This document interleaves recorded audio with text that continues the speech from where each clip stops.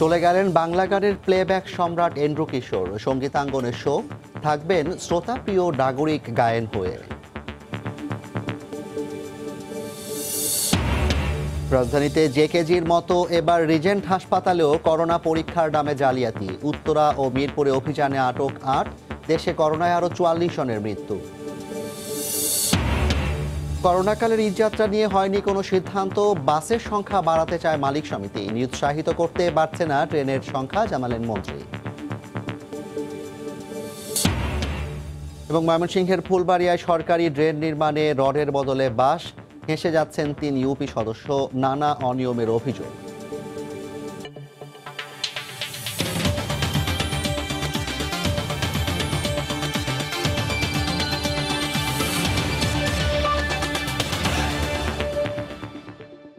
দেখছিলেন শিরোনাম। জনপদের সময়ের সঙ্গে আছি আমি জাফর সাদিক। মারা গেছেন বাংলা গানের প্লেব্যাক সম্রাট এন্ড্রু কিশোর। কিছুক্ষণ আগে রাজশাহীতে বোর্ডের ক্লিনিকে মারা যান তিনি। তার মৃত্যুতে সঙ্গীতাঙ্গনে নেমে এসেছে শোকের ছায়া।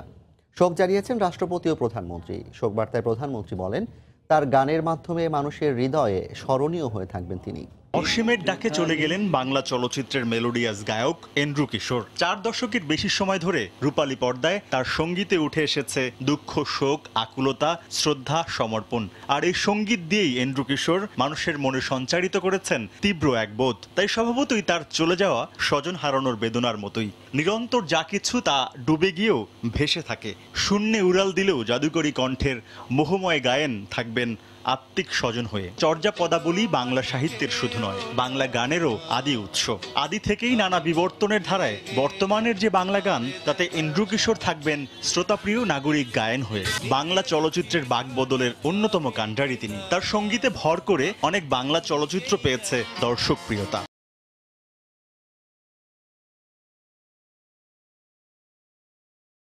1977 সালে মেইল ট্রেন চলচ্চিত্রে অচিনপুরে রাজকুমারী নেই গানের মধ্য দিয়ে তার প্লেব্যাকের যাত্রা শুরু। 1979 সালে মুক্তি পাওয়া প্রতিজ্ঞা সিনেমায় এক চোর চলে যায় গানে প্রথম জনপ্রিয়তা লাভ করেন এন্ড্রু কিশোর। মানুষের ভালোবাসায় সিক্ত হয়ে জাতীয় চলচ্চিত্র পুরস্কার পেয়েছেন 8 বার। জীবনের গল্প শেষ করে সবাইকেই চলে যেতে হয়, চলেও যায়। তবে আধুনিক বাংলা গানের অন্যতম শিল্পীর এই চলে যাওয়া কোনো অধ্যায়ের সমাপ্তি তো নয়, বরং মানুষের গহীন অন্দরে উচ্ছল এক পর্বের সূচনা বিন্দু।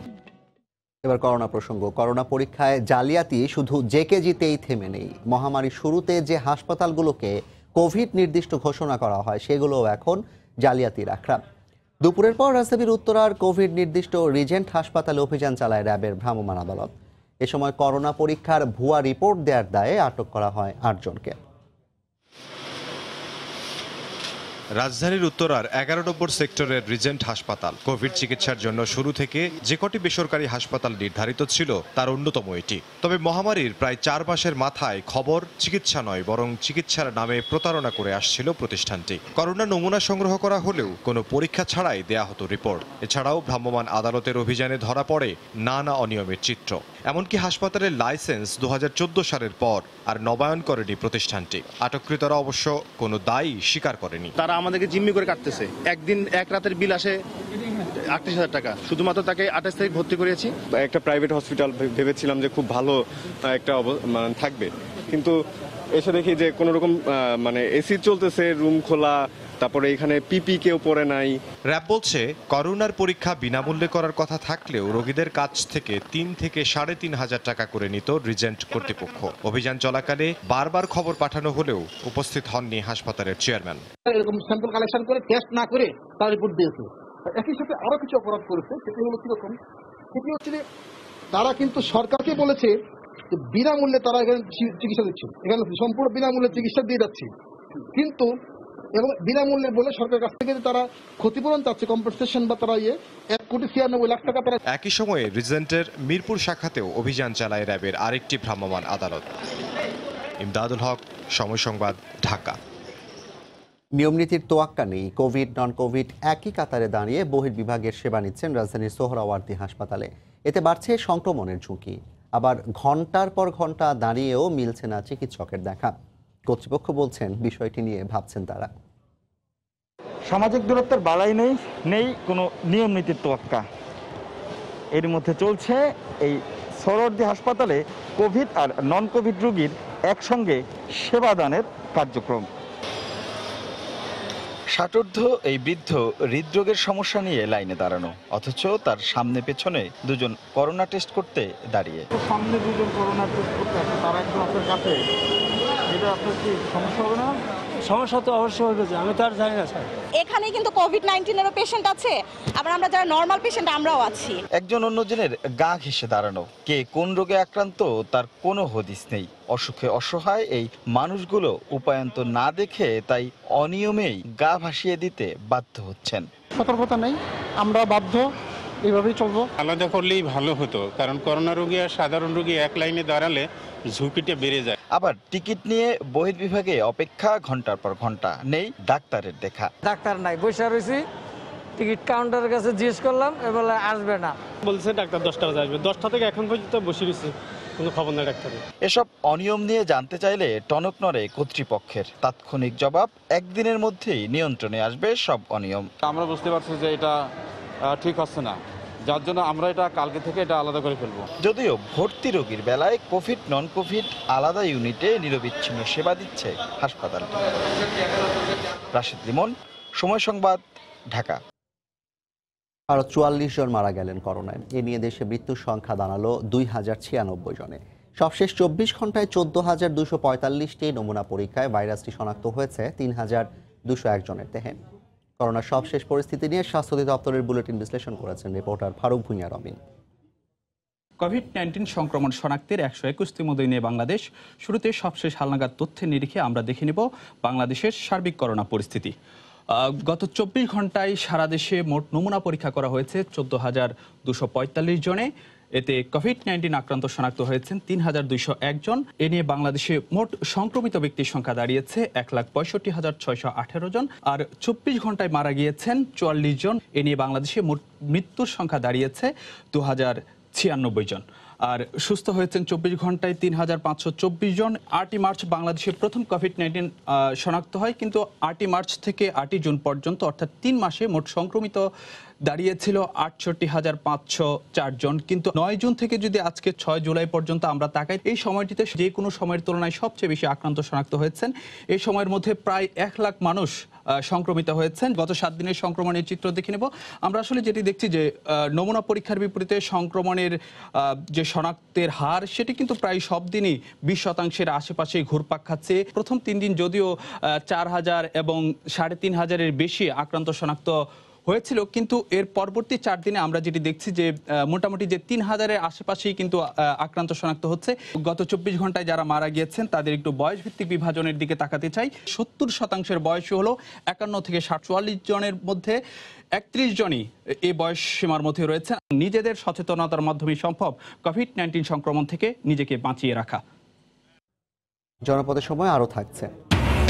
চট্টগ্রামে অনুমতি পেল 7টি গরুর হাট। কয়েকদিনের মধ্যে বেচাকেনা শুরু। মারাত্মক করোনা সংক্রমণের শঙ্কা জনস্বাস্থ্য বিশেষজ্ঞদের।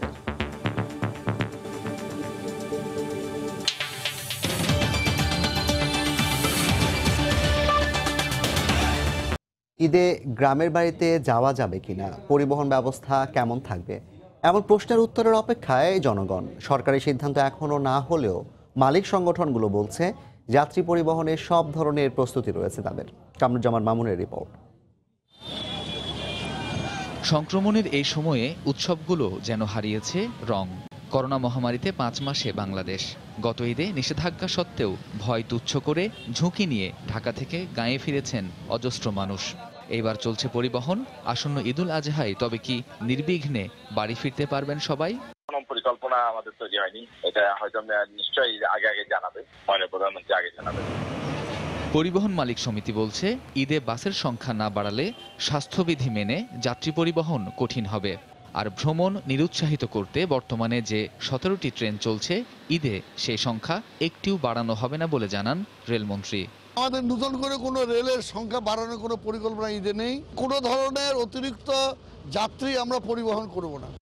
এখন যে নির্দেশনা আছে যে 50% যাত্রী নিয়ে চলাচল করার জন্য, তখন তো এই নির্দেশনাটা থাকলে আমরা 50% যাত্রী নিয়ে চলাচল করব। লঞ্চ মালিকরা বলছেন ইতোমধ্যেই দক্ষিণাঞ্চলের বহু মানুষ ঢাকা ছাড়াই ঈদ মৌসুমেও তারা পাবেন না কাঙ্ক্ষিত যাত্রী। ভিড় হওয়ার কোনো সম্ভাবনা নেই, কিন্তু আমরা লোকসানের মুখে পড়ব। লোকসান থেকে লোকসান, এটা আগামী আরও 1-2 মাস দেশের অবস্থা ঠিক না হওয়া পর্যন্ত এই ব্যবসায় ধস অব্যাহত থাকবে। পরিবহন মালিকরা বলছেন তারা অপেক্ষায় আছেন সরকারি সিদ্ধান্তের। জনস্বাস্থ্যের গুরুত্বকে প্রাধান্য দিয়ে তারা প্রস্তুত যাত্রী পরিবহনে। কামরুজ্জামান মামুন, সময় সংবাদ, ঢাকা।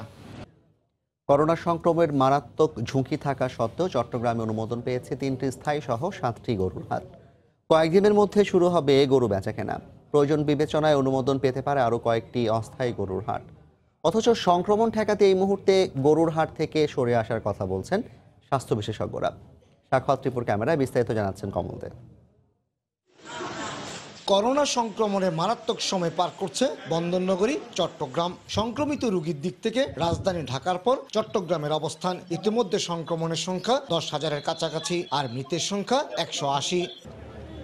এই অবস্থায় নগরীতে স্থায়ী গরুর বাজার হিসেবে চিহ্নিত সাগরিকা, বিবিরহাট এবং মজ্জারটেকের পাশাপাশি আরও 4টি অস্থায়ী গরুর হাটকে অনুমোদন দেওয়া হয়েছে। আমরা সকলকে আহ্বান জানাবো এবং সিটি কর্পোরেশনকে বলেছি তারা যেন পর্যাপ্ত সংখ্যক স্বেচ্ছাসেবক রাখে, আমাদের আইন শৃঙ্খলা রক্ষাকারী বাহিনী থাকবে।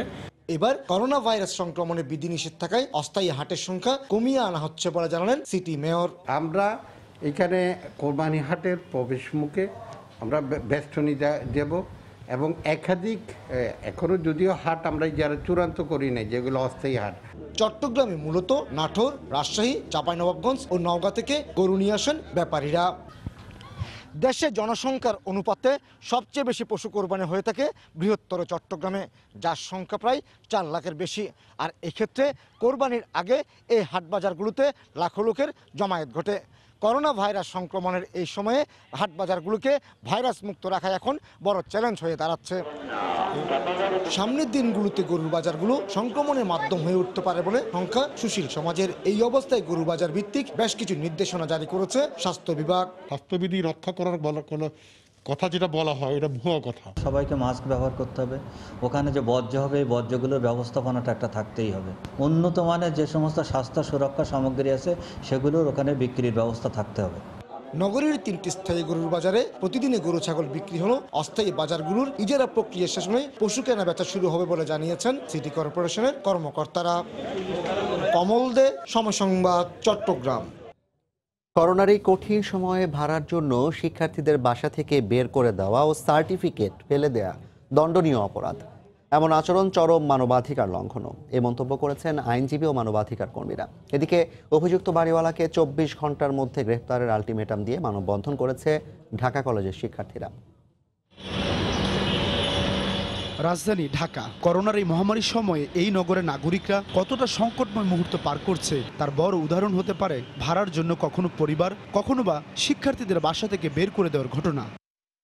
ঢাকায় বসবাস করেন এমন নাগরিকদের নিয়ে কাজ করেন বিভিন্ন সংগঠন। তাদের তথ্য মতে ঢাকায় 15 লাখ মেস রয়েছে, যেখানে প্রায় 20 লাখ শিক্ষার্থী ভাড়া থাকেন, যাদের ভাড়া বাবদ মাসিক গুনতে হয় সর্বনিম্ন 3,000 থেকে সর্বোচ্চ 14,000 টাকা পর্যন্ত। সম্প্রতি ভাড়ার জন্য শিক্ষার্থীদের বাসা থেকে বের করে দেওয়া সহ সার্টিফিকেট ফেলে দেওয়ার ঘটনায় রাস্তায় নেমেছে ঢাকা কলেজের শিক্ষার্থীরা। একটা সার্টিফিকেট হারিয়ে গেলে 3 মাস 4 মাস পর্যন্ত ঘুরতে হয়, টাকা দিতে হয়। আগামী 24 ঘন্টার মধ্যে যদি কাঞ্চনকে গ্রেফতার করা না হয় তাহলে গোটা বাংলাদেশের সকল শিক্ষার্থী মিলে আমরা একদম কঠিন থেকে কঠিনতম আন্দোলনের ডাক দিব। শিক্ষার্থীদের সঙ্গে বাড়িওয়ালাদের এমন আচরণ শুধু আইন নয়, মানবাধিকার লঙ্ঘন বলছেন মানবাধিকার কর্মীরা। আইনের দৃষ্টিকোণ থেকে কেউ যদি চুক্তি বরখেলাপ করে তাকে জোর করে বাইর করে দেওয়া যায় না, তাকে আদালতের মাধ্যমে নিষ্পত্তি করতে হয়। আইনজীবীরা বলছেন এমন ঘটনা আগেই মোকাবেলা করা সম্ভব ছিল যদি করোনা সংক্রমণ আইনের সঙ্গে রাজধানীর ভাড়াটিয়াদের এই বিষয়টি আইনে যুক্ত করা হতো। সংক্রামক আইনে এরকম একটা বিধান করা হতো, বিশেষজ্ঞ কমিটি যদি এটি বলতেন যে সমস্ত ভাড়াটিয়া বাড়িওয়ালা যেভাবে আছেন সেইভাবেই থাকবেন, এখানে কাউকে বাসা থেকে বের করা যাবে না, যিনি করেছেন তাকে কিন্তু সংক্রামক আইনেই সাজা দেওয়া যেত। গত 1 জুলাই রাতে ধানমন্ডির এক বাড়িওয়ালা ভাড়ার জন্য শিক্ষার্থীদের বাসা থেকে বের করে দেওয়ার পাশাপাশি মূল্যবান সনদ ময়লার ভাগারে ফেলে দেন। সাদাত রহমতুল্লাহ, সময় সংবাদ, ঢাকা। ময়মনসিংহের ফুলবাড়িয়ায় লোকাল গভর্নেন্স সাপোর্ট প্রজেক্ট LGSPর গ্রামীণ অবকাঠামো উন্নয়ন কাজে ব্যাপক অনিয়মের অভিযোগ উঠেছে। আসিম পাটুরি ইউনিয়নের বিভিন্ন স্থানে ড্রেন নির্মাণে ঢালাইয়ে রডের বদলে ব্যবহার করা হয়েছে বাঁশ। আবার কেউ কেউ রড বাঁশ কোনোটাই দেননি। প্রাথমিক তদন্তে মিলেছে সত্যতাও। ফেঁসে যাচ্ছেন 3 ইউপি সদস্য। হোসেন আলীর তোলা ছবিতে হারুনুর রশিদের রিপোর্ট। 2018-19 অর্থবছরের এলজিএসপির বরাদ্দ থেকে আসিম পাটুলি ইউনিয়নের 8 নম্বর ওয়ার্ডে 2 লাখ টাকা ব্যয়ে একটি ইউড্রেন নির্মাণ করছেন ইউপি সদস্য মোহাম্মদ আলী। ড্রেনের নিচের ঢালাইয়ে তিনি রডের বদলে ব্যবহার করেছেন বাঁশ। বাঁশের ছবি সামাজিক যোগাযোগ মাধ্যমে ভাইরাল হলে রাতের আধারে ঢালাই ভেঙে বাঁশ সরিয়ে ফেলে ইউপি সদস্যের লোকজন। এদিকে রডের পরিবর্তে বাঁশ দিয়ে ঢালাই করা ড্রেনের 300 মিটারের মধ্যে এই ড্রেনটিতে রড ছাড়াই ঢালাই দেওয়া হয়েছে বলে অভিযোগ স্থানীয়দের। সংরক্ষিত মহিলা ইউপি সদস্য রাশিদা খাতুন নির্মাণ করছেন এটি। 6 নম্বর ওয়ার্ডে সংরক্ষিত ইউপি সদস্য হালিমা খাতুনও করেছেন একই কাজ। মেম্বারে কইলে মেম্বার আঙ্গরে দাবার মারে এগর চূড়ান্ত একটা বিচার দাবি করতেছে, আর কিছু না। অভিযুক্ত ইউপি সদস্যের 2 জন স্বীকার করেছেন তারা ভুল করেছেন। বাস ওই যে জামান মিল আছে এই পরিষদে, হ্যাঁ দায়িত্ব আছি, হ্যাঁ দিস। আমার তোর কইছে না যে নিচে রড দিয়ে লাগবে, আমি বুঝছি না। এলজিএসপির কর্মকর্তারা জানান উন্নয়ন কাজের অনিয়মে 3 জন ইউপি সদস্যের সম্পৃক্ততা পাওয়া গেছে।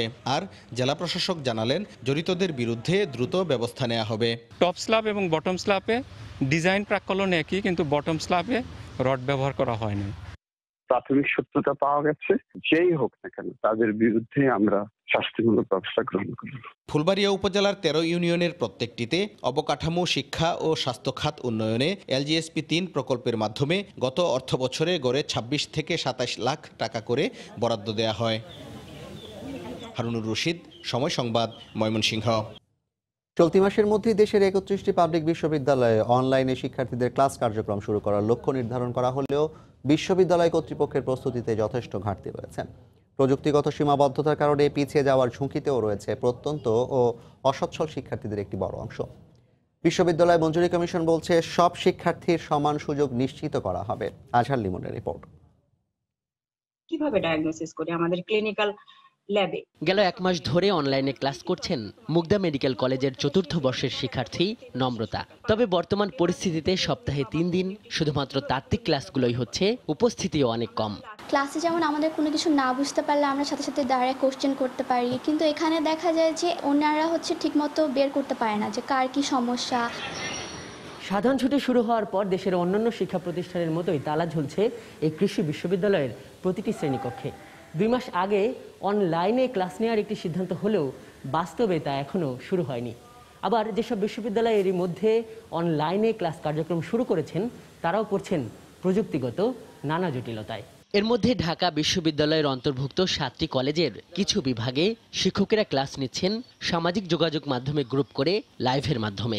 বাংলাদেশ ইউনিভার্সিটি অব প্রফেশনালস ও শাহজালাল বিজ্ঞান ও প্রযুক্তি বিশ্ববিদ্যালয়ের বেশিরভাগ বিভাগে চলছে ভার্চুয়াল ক্লাস। মহামারী পরিস্থিতি শান্ত হওয়া সাপেক্ষে আসছে বছরের জানুয়ারিতে সেমিস্টার পরীক্ষা নেওয়ার লক্ষ্যে অনলাইন ক্লাস শুরু হয়েছে জগন্নাথ বিশ্ববিদ্যালয়েও। আমরা যারা ঢাকায় আছি তারা তো ভালো ক্লাস করতে পারছি, কিন্তু যারা গ্রামে থাকে তাদের হয়তো নেটওয়ার্কের প্রবলেম হয়। শিক্ষকরা বলছেন অনলাইনে সব শিক্ষার্থীর জন্য সমান সুবিধা নিশ্চিতই এখন বড় চ্যালেঞ্জ। প্রতিবেদন নিয়ে তারা বসলে তখন বোঝা যাবে যে কতজন শিক্ষার্থীর কি প্রয়োজন।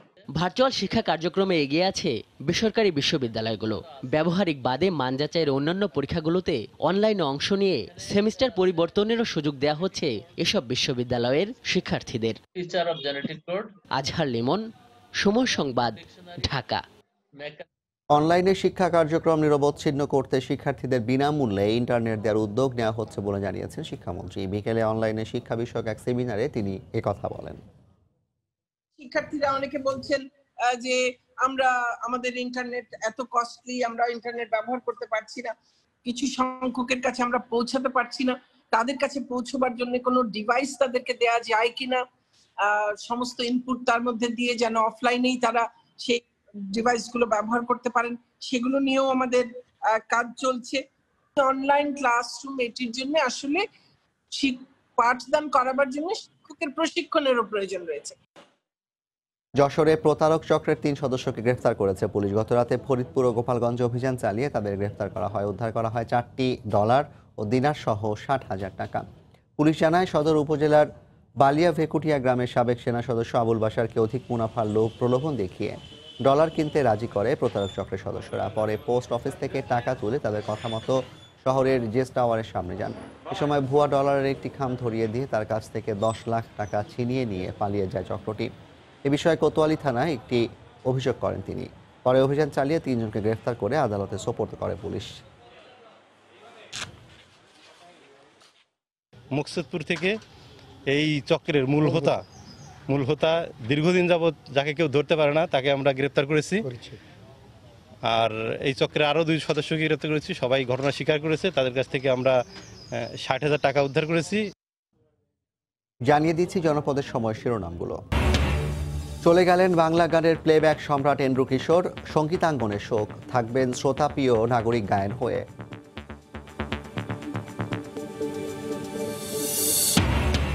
রাজধানীতে জেকেজির মতো এবার রিজেন্ট হাসপাতালেও করোনা পরীক্ষার নামে জালিয়াতি। উত্তরা ও মিরপুরে অভিযানে আটক 8। দেশে করোনায় আরও 44 জনের মৃত্যু। করোনাকালের ঈদ যাত্রা নিয়ে হয়নি কোনো সিদ্ধান্ত। বাসের সংখ্যা বাড়াতে চায় মালিক সমিতি। নিরুৎসাহিত করতে পারছে না ট্রেনের সংখ্যা, জানালেন মন্ত্রী। এবং ময়মনসিংহের ফুলবাড়িয়ায় সরকারি ড্রেন নির্মাণে রডের বদলে বাঁশ। হেসে যাচ্ছেন 3 ইউপি সদস্য।